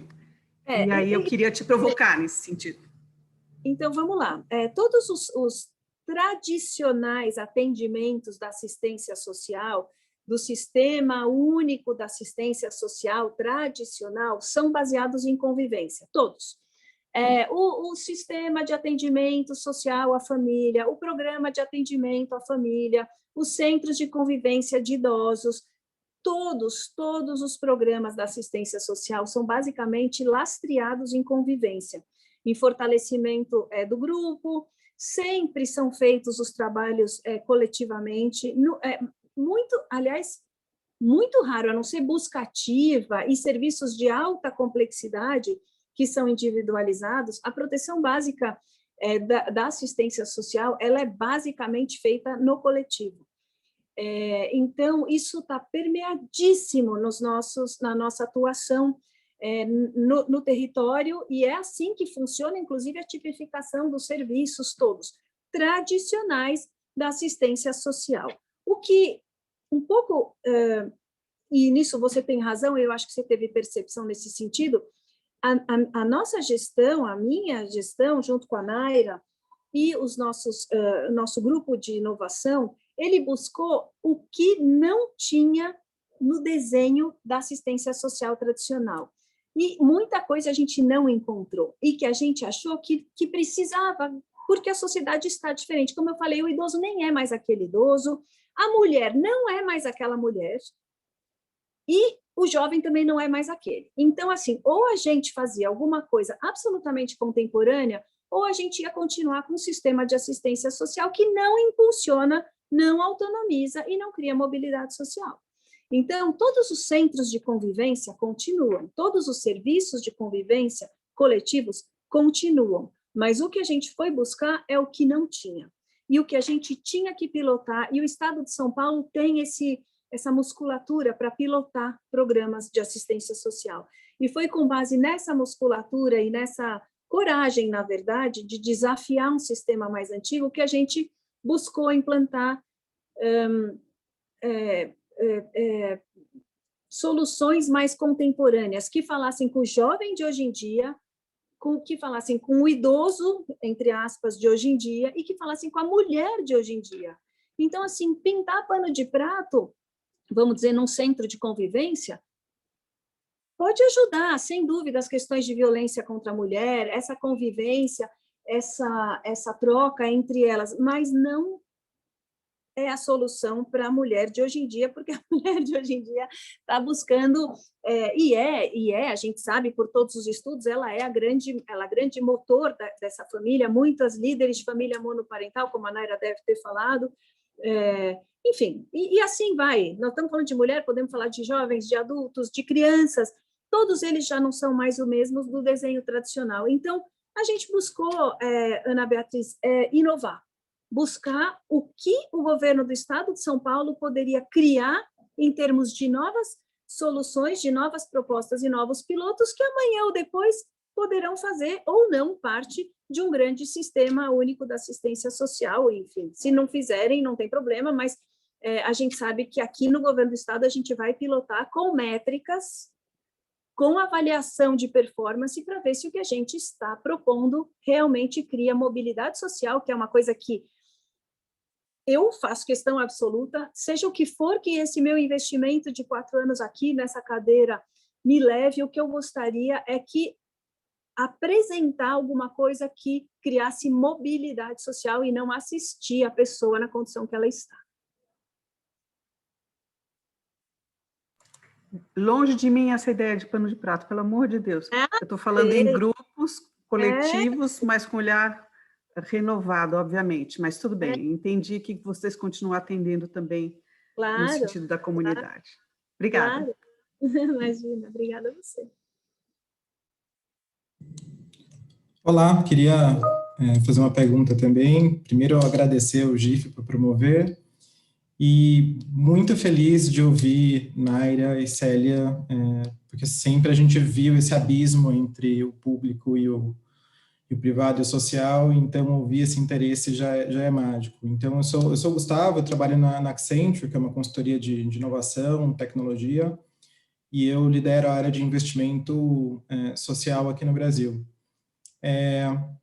E aí, te ouvindo, hoje a gente já tem algumas parcerias, a gente já está fazendo projetos com o Daniel Barros, com a Patrícia Ellen, com a SPTech, para inclusão em tecnologia.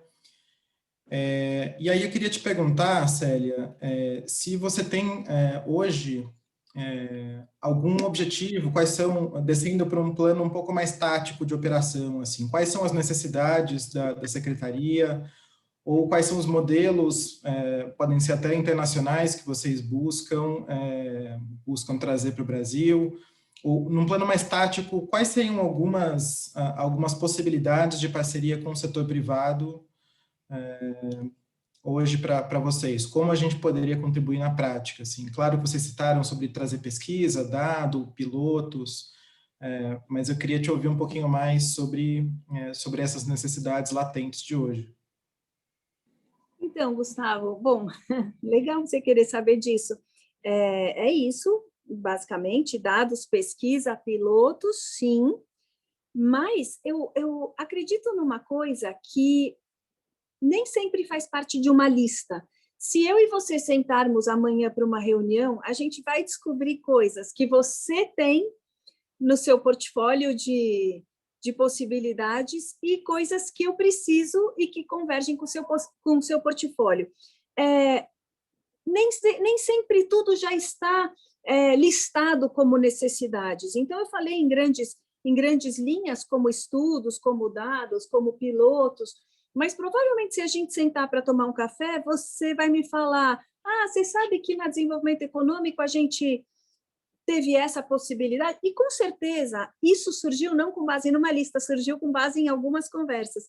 Então, eu acredito nessa aproximação, por isso que eu quero agradecer de novo o GIF, porque eu acredito que hoje a gente está abrindo portas para cafés, vários cafés que eu posso tomar com você, que você pode tomar com a Naira, ou com mesmo o grupo de desenvolvimento estratégico, e que você vai identificar o que você tem e que pode convergir com o que a gente possa estar precisando, que não esteja aqui numa lista agora que eu tire da cartola, porque cada um é um. Eu estou falando com você da Accenture, mas você vê que a Arimax tinha uma outra possibilidade de apoio, e a Ana Beatriz é arquiteta, pode ter uma outra portfólio de apoios que ela pode propor, enfim, eu acredito nisso. Eu acho que não tem nada igual a olho no olho e uma convergência de propósitos. Isso desbloqueia, isso facilita, isso aproxima. Às vezes, o que eu preciso de você é um contato seu. Pode ser. Às vezes, pode ser que não seja nenhum estudo, pode ser que não seja nenhum aporte, não pode ser que não seja nada do que eu tenha falado e seja um amigo seu que é exatamente quem eu estava procurando para alguma coisa. Então, eu acredito nisso que a gente está fazendo aqui hoje. Eu acho que esse olho no olho é o que vai nos levar. E eu sei, você deve ser uma pessoa de exatas, eu também sou, pela sua pergunta, assim, o que mais tem na lista que eu possa ajudar? Mas eu acho que a gente, quando a gente estiver junto, você pode ter certeza que a gente vai identificar um bocado de coisa que você, Gustavo, e que a Accenture tem para trazer para nós e para nós todos, quer dizer, coisas que vão convergir, inclusive, com os teus objetivos de investimento social. Obrigado. Sou engenheira, mas com coração de humanas. Depois a gente marca um café. Combinado. Mas eu matei que você era de exatas pela sua pergunta. Matou.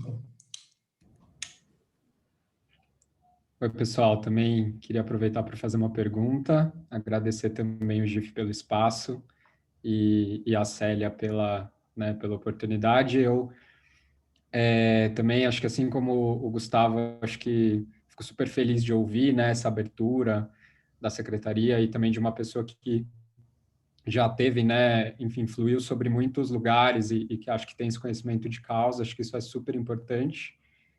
E, bom, hoje eu estou como coordenador do GOIN, né, que é uma iniciativa focada para a inclusão produtiva de jovens potência. Temos alguns parceiros, inclusive a Accenture, e a gente já marcou até uma conversa com a Naira para alinhar um pouco aí possibilidades. E aí eu queria te ouvir um pouco, Célia, acho que você vem falando bastante sobre mobilidade social, e acho que ouvindo um pouco também da proposta dos programas, eu fiquei com a impressão de que vocês estão num lugar de experimentar, né, de inovação, assim, no sentido de trazer uma proposta de talvez algo novo, e você fala muito também sobre essas métricas, né, para, enfim, talvez ter uma prova de conceito sobre esses programas.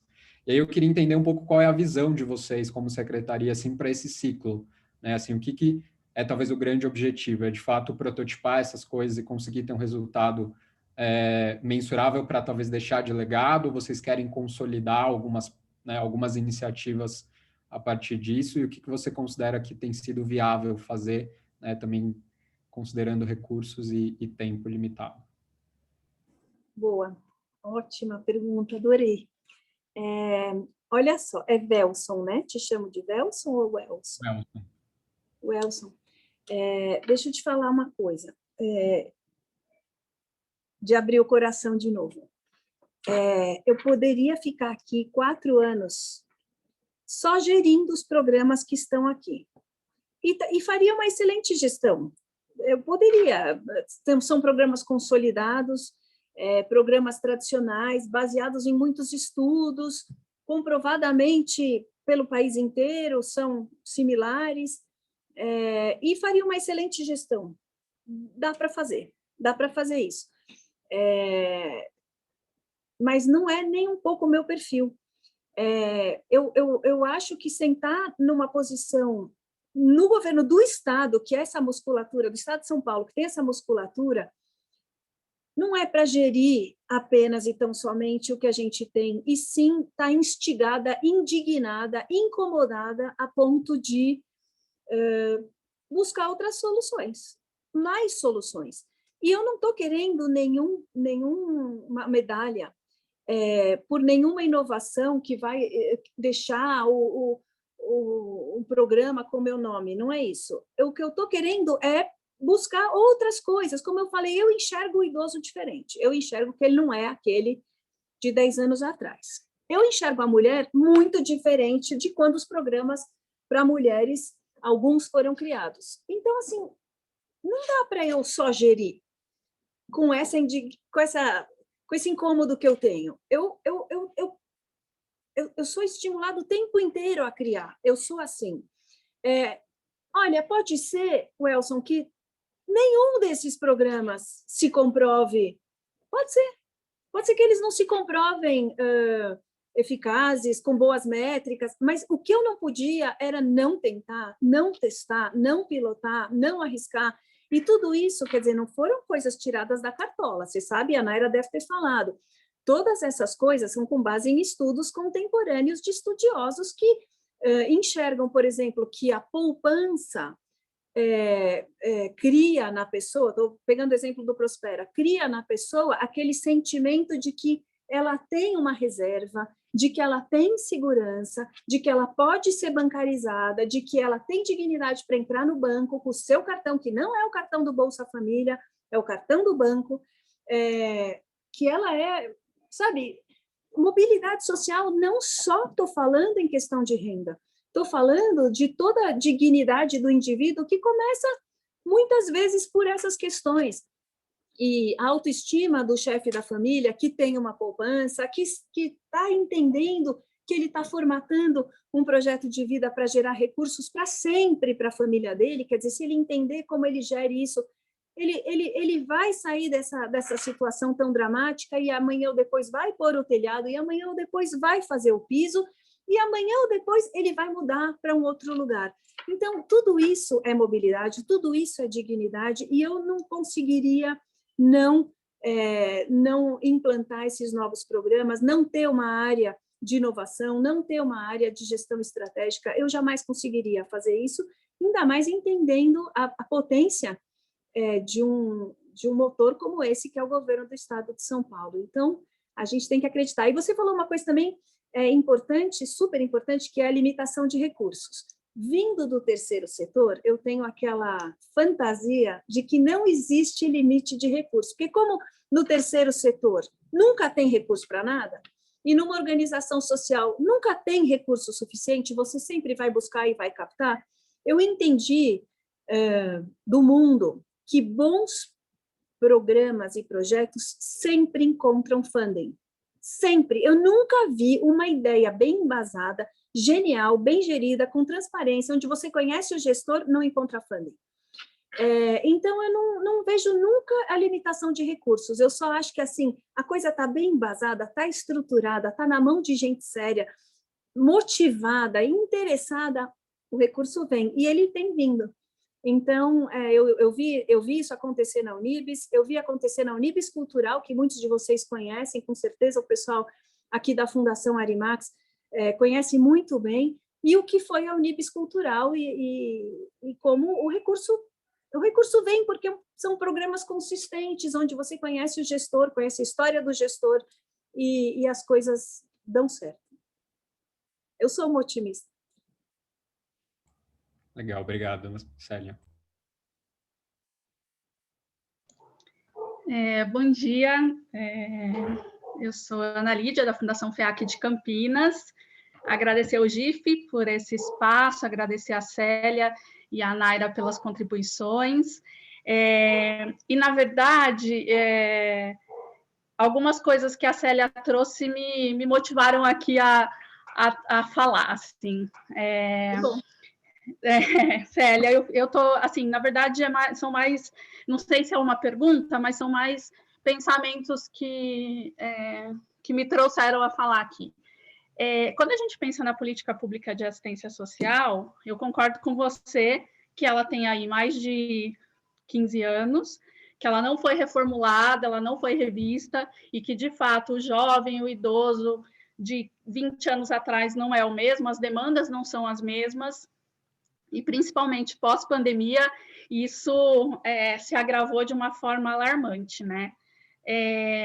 Mas fico pensando que quando a gente, ainda que programas estejam lá garantidos na Lei Orgânica da Assistência Social como uma possibilidade de potencializar a política pública, tanto programas quanto projetos, eu fico pensando que há, dentro da política de assistência social, na estrutura da política, nos equipamentos sociais, um potencial que está lá garantido no SUAS, mas que ele não é aplicado, né? A gente tem sucateamento, eu estou falando por Campinas, que é o município que eu conheço, há um sucateamento de profissionais nos CRAS, CREAS, há um sucateamento do próprio equipamento, a gente não tem financiamento das 3 esferas de governo de forma equalitária que poderiam potencializar isso também.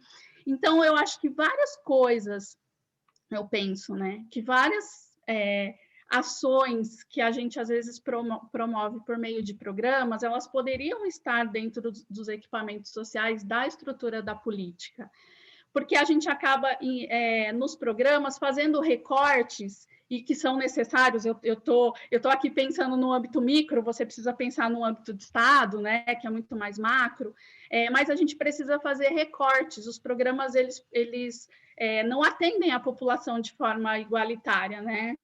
Então, a gente precisa fazer recortes, e aí esses recortes se acaba privilegiando, entre aspas, né, atendendo uma população. Por exemplo, vocês estão começando lá no Vale da Ribeira um projeto piloto, né, que é o Empodera, é isso? O Prospera Jovem. Prospera Jovem, desculpa, o Prospera Jovem, no Vale do Ribeira, mas eu fico pensando se ele não fosse pensado dentro da estrutura da política, que ele poderia ser mais enraizado, por exemplo, no estado todo. Então, assim, qual é o investimento mesmo, que se tem investimento financeiro e de esforços e tal, para, de fato, qualificar a estrutura que já existe da política de assistência. Eu tenho todas as críticas do mundo com relação à estrutura atual, tá? Não estou aqui fazendo defesa de como ela está, mas eu acho que o quanto um investimento sólido, financeiro, de formativo, enfim, poderia potencializar a própria política, que poderia enraizar esses bons programas e essas boas ideias para um público maior. Né? Não sei se é uma pergunta, mas é mais uma reflexão. Assim. Não, eu entendi. Você está falando de uma coisa que pode ser muito mais potencializada.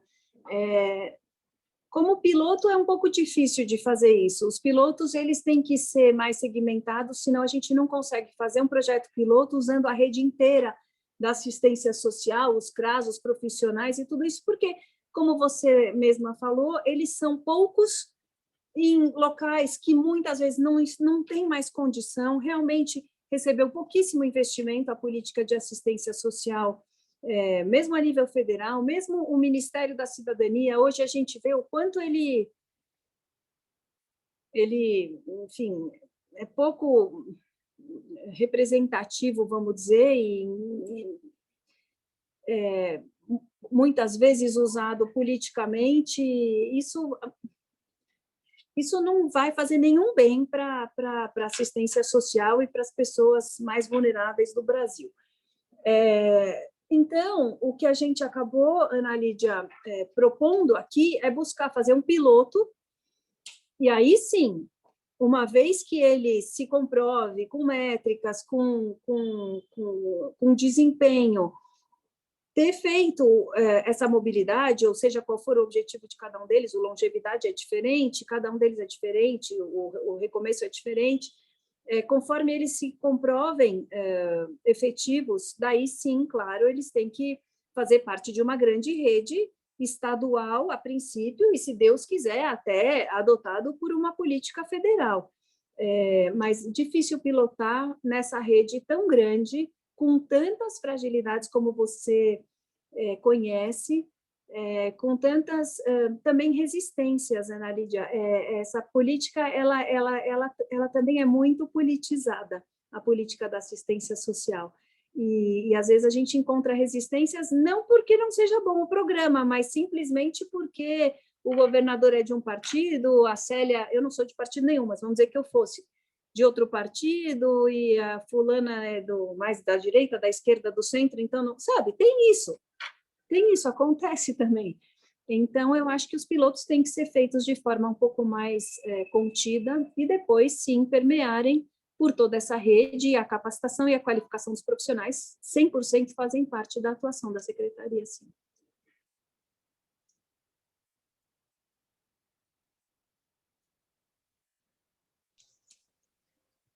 Obrigada, Célia. Eu realmente confesso que eu estou muito feliz com o diálogo de hoje. Eu estava aqui pensando e falando, nossa, gente, que potência, que coisa bacana que foi isso, como é importante criar esses canais, né, de conversa. E, Célia, eu queria reforçar um agradecimento, você se colocou muito à disposição do GIF, da turma que está aqui, das ações do GIF para essa aproximação, e então quero te agradecer por isso. Muito boa essa conversa. Gostaria de saber se alguém gostaria de fazer mais alguma colocação. A gente chega nos nossos 10 minutinhos finais do encontro. Então, gostaria muito de incentivar a participação de mais alguém aqui que ainda não o fez e gostaria de fazer, para que a gente possa se direcionar para as palavras finais. E alguém abriu? Eu ia falar alguma coisa, não sei se alguém abriu o microfone, não consigo ver por aqui. Porque eu queria dizer que muitas vezes, né, a gente fica nesse papel, alguém gostaria de falar, eu acho que foi muito rico. Eu escuto assim que as falas que foram feitas, a interação feita, eu acho que foi um encontro muito rico. Eu entendo, né, na verdade, digamos assim, o GIF entende, né, por que a gente faz isso. Porque os diálogos, né, esses diálogos, esses espaços que a gente cria, tem um espírito realmente de fomentar essas conexões, de fomentar o debate, de fomentar a cooperação, de provocar pensamentos, de provocar possibilidades conjuntas para que a gente enfrente, com cada vez respostas mais assertivas e mais colaborativas, essa teia que a gente realmente precisa atuar, porque, como foi dito aqui, o problema ele é múltiplo. Então, a gente nunca atacará um problema sem ter esse olhar sistêmico de multiplicidade de fatores. Então, te agradeço muito, Célia, agradeço a todos os participantes, foi um diálogo super potente, a gente segue nessa conversa, a gente segue dentro das ações do GIF, seja ela as ações regulares que temos no GIF, as redes temáticas, os grupos de encontro, bem como estamos em época de congresso, né? Então, o congresso GIF, acho que muitos aqui sabem, tradicionalmente são 3 dias de congresso, era para ter sido em maio de 2020, por conta da pandemia, a gente transforma o congresso num trilho de debates e discussões por 8 meses, e agora, nos dias 24, 25 e 26 de março, a gente realiza 3 dias de evento de encerramento, onde a ideia através de tudo que a gente discutiu, de todos os insumos criados, proporcionar aí uma leitura, né? Um olhar conjunto a partir de tudo isso que foi falado. Então, Célia, você está super convidada, eu garantirei que o convite chegará a você e à secretaria, tanto você, a Naira, ou seja, quem for da secretaria, para estar conosco nesses dias. Então, eu te agradeço muito, convido a Neca, não sei se a Neca quer dar uma palavrinha final de agradecimento, e agradeço a todos por essa manhã incrível e potente que foi. Obrigada, Célia. Obrigada, Camila. Não, só reforçar suas palavras, agradecer novamente a Célia e a Nária por esse diálogo e, enfim, reforçando a importância dessa abertura para o diálogo e a importância de encontros aqui onde que a gente possa estar se reconhecendo enquanto sociedade civil e podendo fazer essa articulação desses diálogos e só reforçando mais uma vez a importância para nós, das fundações e institutos, terem muito claro essa articulação com a assistência social. É isso, obrigada a todos pela presença, pelas falas, e acho que passo para a Célia, né, finalizar. Bom, eu também agradeço imensamente, como já agradeci tantas vezes pela generosidade dos contatos aqui, e mais do que tudo, eu quero realmente deixar a secretaria em contato com cada um de vocês. E para isso, a Marilda, acho que tem falado com a Camila, seria muito importante que quem quisesse ter o contato da Naira tivesse, para que essa aproximação seja efetiva. Para que consiga falar, seja com a área de estratégia, seja com a área de inovação, e seja só para entender ou conhecer um pouco mais, como o Gustavo da Accenture falou agora há pouco, qual é o cardápio de possibilidades. Então, eu queria que, se você pudesse, mais um favor, fora tantos que você já fez, por mim e por nós, disponibilizar o contato do gabinete, porque isso queima uma série de etapas de dificuldades, de liga na secretaria, não sabe com quem fala, passa, até que encontre um telefone, sendo que é mais fácil passar o telefone diretamente, e eu acho que isso vai facilitar um bocado para os institutos aqui, para as fundações, que veem essa aproximação como realmente profícua para o desempenho de cada uma das nossas missões aqui na Terra. Obrigada, Célia. Conte conosco para isso. Essa mesa também ela será subida no YouTube, então eu aviso vocês, a gente tem o costume de sempre deixar à disposição do público todos os diálogos e conversas e debates que a gente faz. Eu vou garantir que isso aconteça e devolvo a oferta também. Vocês, precisando de qualquer coisa, vocês têm o meu contato, nós colocamos toda a equipe do GIF à disposição para que essa ponte siga e continue, que a gente consiga cada vez mais atuar de forma mais seletiva, mais coletiva, mais cooperativa, e é para isso que estamos. Como eu disse no começo, volto a dizer, o GIF é isso, é uma plataforma conectora, de conexão, de articulação, esse é o nosso DNA. Então, muito obrigada, Célia, conte comigo e conosco para isso, e conte com o GIF também, precisando de alguma ponte ou possibilidade que vocês enxerguem. Estou à disposição. Obrigada, muito obrigada a todos, pessoal. Muito obrigada pela participação e seguimos nos próximos encontros do GIF. Um prazer tê-los conosco. Um abraço e bom fim de dia. Obrigado, gente. Abraço. Abraço.